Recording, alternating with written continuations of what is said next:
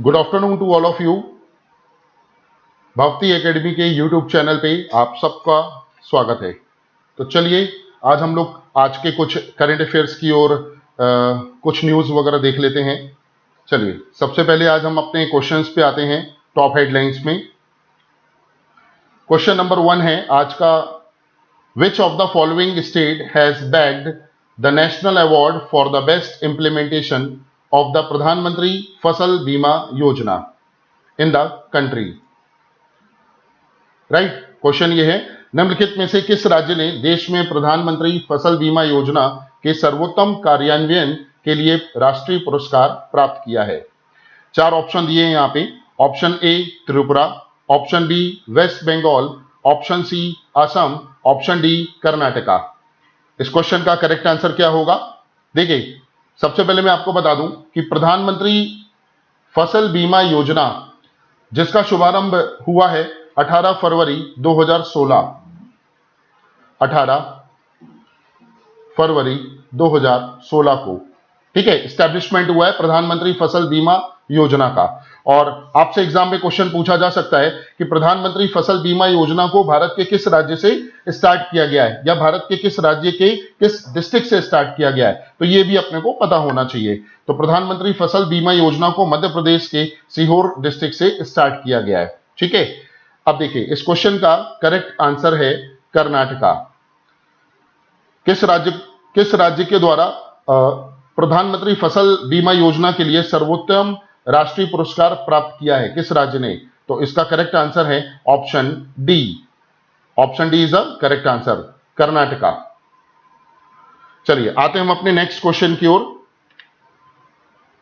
Question number 2, who has been selected for the Lata Dinanath Mangeshkar award for 2023। Lata Dinanath Mangeshkar पुरस्कार 2023 के लिए किसे चुना गया है?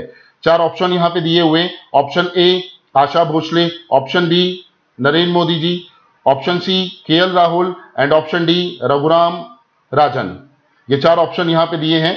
तो इस क्वेश्चन का करेक्ट आंसर क्या होगा? लता दीनानाथ मंगेशकर पुरस्कार 2023 ये जीता है आशा भोसले जी ने। तो ये इस क्वेश्चन का करेक्ट आंसर है। चलिए नेक्स्ट क्वेश्चन की ओर आते हैं। Question number 3, which city will host the 2023 intercontinental football cup? कौन सा शहर 2023 इंटरकॉन्टिनेंटल फुटबॉल कप की मेजबानी करेगा? 4 ऑप्शन यहां पे दिए हुए। Option A Chennai, option B Bhubaneswar, option C Hyderabad and option D Bengaluru. तो इस क्वेश्चन का करेक्ट आंसर क्या है? एक इंफॉर्मेशन मैं आपको बताना चाहूंगा इस क्वेश्चन से रिलेटेड। जो फुटबॉल है, फुटबॉल की सबसे बड़ी संस्था क्या है? फीफा, ठीक है, ये ध्यान रखिएगा। फुटबॉल की सबसे बड़ी जो संस्था है जिसका नाम है फीफा, राइट। तो इस क्वेश्चन का करेक्ट आंसर है Bhubaneswar. Bhubaneswar is the right answer.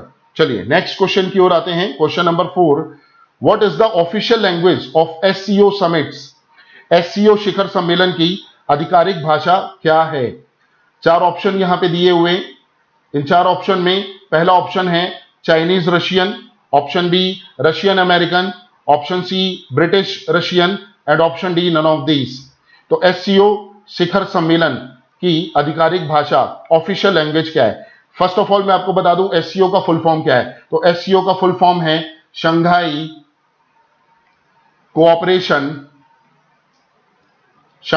Cooperation organisation.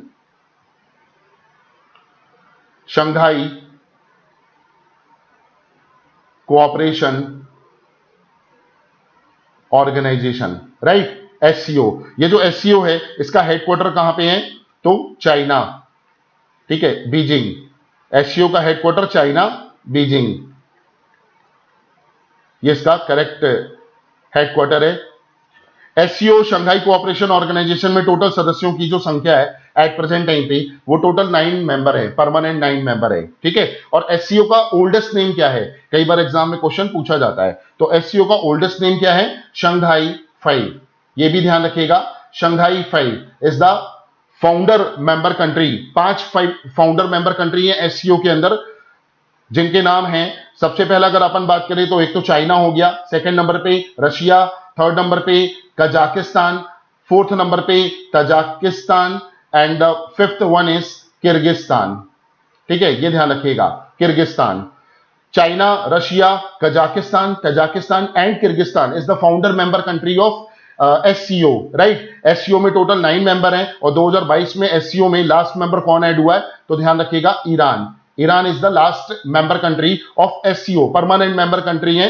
ठीक है, तो ये एससीओ से रिलेटेड कुछ जुड़ी हुई इंफॉर्मेशन है। इस क्वेश्चन का करेक्ट आंसर है Chinese and Russian, option A is the correct answer. SCO की जब भी शिखर वार्तालाप समिट होती है ना, तो उसमें सभी देशों के जो राष्ट्राध्यक्ष हैं उनके कानों में क्या लगा रहता है, ट्रांसलेटर लगा होता है। तो जो भी डिस्कशन होता है एससीओ की मीटिंग में राष्ट्राध्यक्षों के बीच में, उसमें चाइनीज और रशियन लैंग्वेज में ये डिस्कशन किया जाता है। ठीक है, तो ये इसकी ऑफिशियल लैंग्वेज है, ये ध्यान रखिएगा। और एससीओ की जो 2023 का सम्मेलन है उसकी मेजबानी कौन सा देश कर रहा है, तो ध्यान रखिएगा, भारत। भारत इसकी मेजबानी कर रहा है। 2023 में एससीओ की मीटिंग होने वाली है भारत में। और इसके अलावा अगर हम बात करें 2022 का सम्मेलन एससीओ का कहां पे हुआ था, तो उज्बेकिस्तान में हुआ था। ठीक है, Uzbekistan is the permanent member. इसमें टोटल 9 मेंबर, जैसे कि मैंने आपको बताया, टोटल 9 मेंबर हैं। चलिए नेक्स्ट क्वेश्चन की ओर आते हैं हम लोग। Question number 5, currently who is the CEO of NITI Aayog. वर्तमान में नीति आयोग के सीईओ कौन है, तो सबसे पहले मैं आपको बता दूं नीति आयोग का फुल फॉर्म, राइट। नीति आयोग का फुल फॉर्म क्या है, national institute of transforming in India, यह नीति आयोग का फुल फॉर्म है, national institute of transforming in India. तो वर्तमान में नीति आयोग के सीईओ कौन है, option A Parameswaran Iyer, option B Suman Bery, option C VVR Subrahmanyam and option D Arvind Panagariya. तो सबसे पहले मैं आपको बताना चाहूंगा कि देखिए, नीति आयोग का जो चेयरमैन होगा वो प्राइम मिनिस्टर होता है।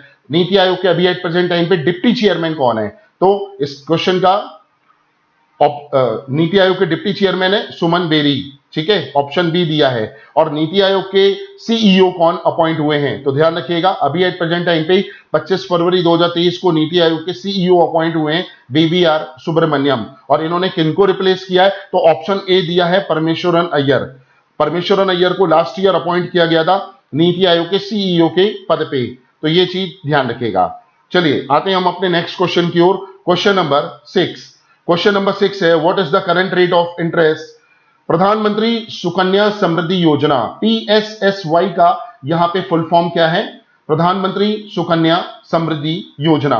ठीक है, इसका ये फुल फॉर्म है। तो प्रधानमंत्री सुकन्या समृद्धि योजना की वर्तमान ब्याज दर क्या है, क्वेश्चन ये पूछा है। Option A 7.5%, option B 7.6%, option C 8% and option D है 9%। तो क्या है इस क्वेश्चन का करेक्ट आंसर, तो ध्यान रखिएगा, अभी हाल ही में गवर्नमेंट ऑफ इंडिया ने प्रधानमंत्री सुकन्या समृद्धि योजना की जो ब्याज दर है उसे बढ़ा दिया है। तो कितने बेसिस पॉइंट से बढ़ा दिया है, कई बार क्वेश्चन ऐसा भी पूछा जा सकता है।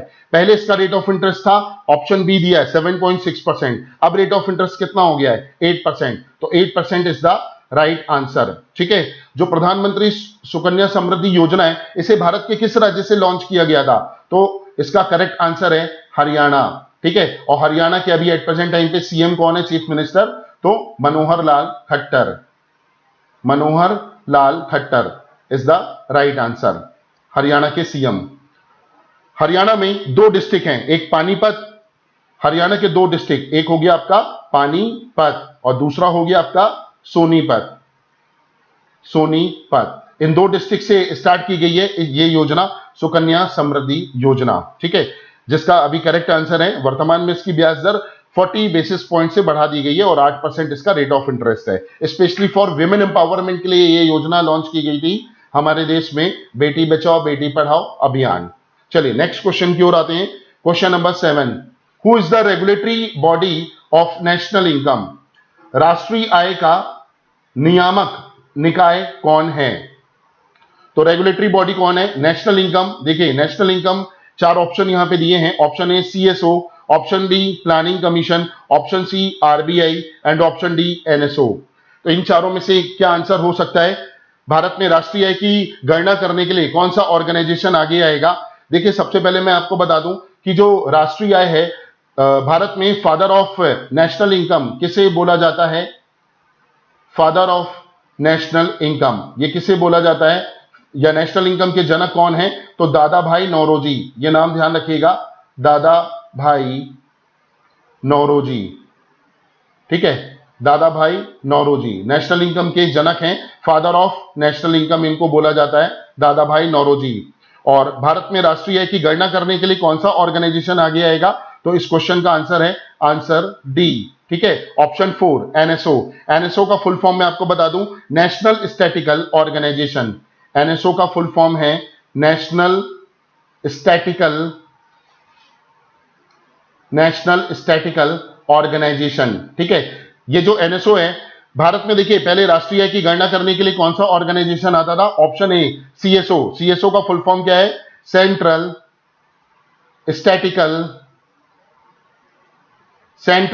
Statistical organisation, CSO. और सीएसओ का एस्टेब्लिशमेंट हुआ है 2 मई 1951। ठीक है, सीएसओ का हेडक्वार्टर है न्यू दिल्ली। तो ये चीज ध्यान रखिएगा, सीएसओ का एस्टेब्लिशमेंट है 2 मई 1951। लेकिन आज के समय में एनएसओ जो है ये 2014 में एस्टेब्लिश किया गया है गवर्नमेंट ऑफ इंडिया के द्वारा। और एनएसओ में 2 ऑर्गेनाइजेशन मर्ज हुए हैं, एक है सीएसओ और दूसरा है एनएसएसओ। ठीक है, एनएसएसओ इसका फुल फॉर्म है नेशनल सैंपल सर्वे ऑफिस। तो एनएसएसओ और सीएसओ दोनों को क्लब करके क्या बना दिया गया? एनएसओ, नेशनल स्टैटिकल ऑर्गेनाइजेशन 2014 में स्टैब्लिश हुआ है। It is regulated by national income. चलिए नेक्स्ट क्वेश्चन की ओर आते हैं। क्वेश्चन नंबर 8 है। क्वेश्चन नंबर 8 में पूछा है एसएचजी, जिसका फुल फॉर्म है सेल्फ हेल्प ग्रुप। तो self help group launch by in which year? ठीक है, भारत में सेल्फ हेल्प ग्रुप को कब लॉन्च किया गया है?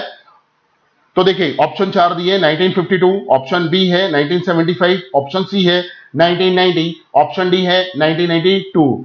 तो क्या होगा इस क्वेश्चन का करेक्ट आंसर? तो मैं सबसे पहले आपको बता दूं एसएचजी के बारे में कि सेल्फ हेल्प ग्रुप भारत में लॉन्च किया गया है।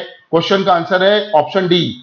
ठीक है, 1992 में लॉन्च किया गया है। किसके द्वारा लॉन्च किया गया है? तो यह भी ध्यान रखिएगा, नाबार्ड के द्वारा लॉन्च किया गया है। भारत में सेल्फ हेल्प ग्रुप को लॉन्च करने के लिए कौन आगे आएगा? तो नाबार्ड ऑर्गेनाइजेशन आगे आता है। नाबार्ड का फुल फॉर्म है NABARD, national bank for agriculture and rural development bank. ठीक है, नाबार्ड का हेडक्वार्टर है मुंबई में। तो ये चीज ध्यान रखिएगा स्वयं सहायता समूह के लिए। चलिए नेक्स्ट क्वेश्चन की ओर आते हैं। क्वेश्चन नंबर 9 है how many sector are including in PSL? PSL में कितने सेक्टर को शामिल किया गया है? तो देखिए सबसे पहले आपको मैं बता दूं पीएसएल का फुल फॉर्म क्या है। तो प्रायोरिटी सेक्टर लैंडिंग, पीएसएल का फुल फॉर्म है प्रायोरिटी सेक्टर लैंडिंग। और भारत में प्रायोरिटी सेक्टर लैंडिंग की शुरुआत किसने की है? आरबीआई ने।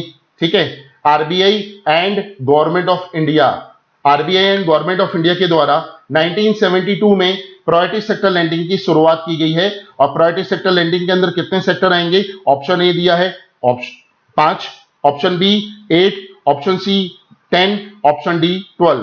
तो इस क्वेश्चन का करेक्ट आंसर है option B is the right answer 8। ठीक है, प्रायोरिटी सेक्टर लैंडिंग के अंदर 8 सेक्टर आते हैं, ये आप ध्यान रखिएगा, बहुत इंपॉर्टेंट टॉपिक है, इससे रिलेटेड क्वेश्चन पूछे जाते हैं। प्रायोरिटी सेक्टर लैंडिंग के अंदर वो 8 सेक्टर कौन कौन से हैं?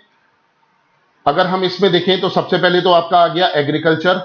ठीक है, एग्रीकल्चर हो गया। एग्रीकल्चर के बाद हम बात करें तो एमएसएमई हो गया, माइक्रो स्मॉल मीडियम एंटरप्राइज। इसके अलावा अगर हम देखें तो एजुकेशन हो गया तीसरा सेक्टर। एजुकेशन के अलावा हाउसिंग हो गया, हाउसिंग के अलावा ये 4 सेक्टर हो गए। इसके अलावा अगर हम बात करें तो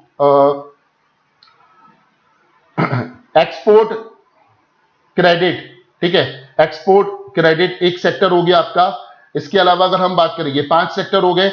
इसके अलावा एक इकोनॉमिक वीकर सेक्शन, या फिर हम बोल सकते हैं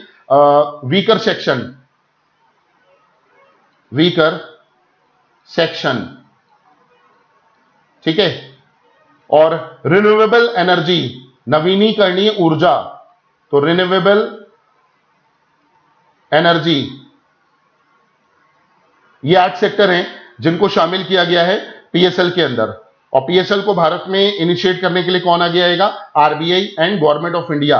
आरबीआई ने शेड्यूल्ड कमर्शियल बैंक्स को पीएसएल के टारगेट्स को पूरा करने के लिए अलग अलग बैंकों को टारगेट्स और सब टारगेट्स डिवाइड किए गए हैं। ठीक है, जिन क्षेत्रों में अभी तक डेवलपमेंट या इकोनॉमिक डेवलपमेंट नहीं हुआ है, उन एरिया को या उन क्षेत्रों को डेवलप करने के लिए ये कंसेप्ट लागू किया गया, पीएसएल, प्रायोरिटी सेक्टर लैंडिंग। ठीक है, जरूरतमंद क्षेत्रों को पैसा उधार देना, किसके द्वारा? फाइनेंशियल इंस्टीट्यूशंस के द्वारा। तो चलिए आज के हम अपने लास्ट क्वेश्चन की ओर आगे बढ़ते हैं और क्वेश्चन नंबर 10 है आज का, what is the base year of WPI? Right, what is the base year of WPI? WPI का आधार वर्ष क्या है? बेस ईयर को हिंदी में बोलते हैं आधार वर्ष। ठीक है, सबसे पहले आपको बता दूं डब्ल्यूपीआई का फुल फॉर्म, तो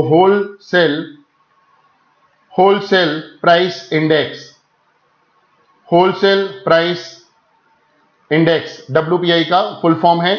और डब्ल्यूपीआई एक इंडेक्स है। ठीक है, इसका बेस ईयर क्या है? Option A 2004 and 5, option B 2011 and 12, option C 2015 and 16, option D 2021 and 22। तो इस क्वेश्चन का करेक्ट आंसर क्या होगा? Option B is the right answer, 2011 and 12। ठीक है, डब्ल्यूपीआई का पहले बेस ईयर क्या था? 2004 और 5 था, फिर उसको बाद में चेंज कर दिया गया, 2011 एंड 12 कर दिया। ठीक है, इसके अंदर टोटल कितने आर्टिकल्स आते हैं या कितने टोटल नंबर ऑफ प्रोडक्ट्स आते हैं? तो ये ध्यान रखिएगा, 676 आर्टिकल्स या गुड्स एंड सर्विसेज आते हैं। राइट, होलसेल प्राइस इंडेक्स के अंदर, डब्ल्यूपीआई के अंदर। तो ये चीज ध्यान रखिएगा, डब्ल्यूपीआई का बेस ईयर है 2011-12, 676 है, इसमें गुड्स एंड सर्विसेज के आइटम्स आते हैं। ठीक है, तो ये डब्ल्यूपीआई है, थोक मूल्य सूचकांक। एक और इंडेक्स होता है जिसे हम लोग बोलते हैं सीपीआई, कंज्यूमर प्राइस इंडेक्स, इसका बेस ईयर है 2012। राइट, तो ये जो इंडेक्स हैं ये इन्फ्लेशन का मेजरमेंट करने के लिए आगे आते हैं। ठीक है, WPI is regulated by government of India and CPI is regulated by RBI. तो ये चीज ध्यान रखिएगा।